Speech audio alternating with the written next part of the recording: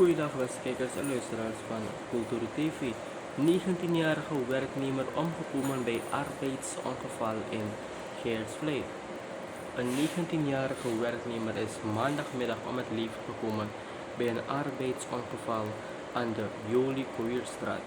Het slachtoffer kwam ter plaatse te overlijden nadat een stenen muur met een aangrenzende betonnen trap plotseling instortte tijdens werkzaamheden.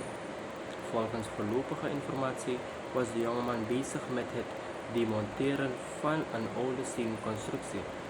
De werkzaamheden werden uitgevoerd in opdracht van zijn werkgever, een lokaal las- en constructiebedrijf.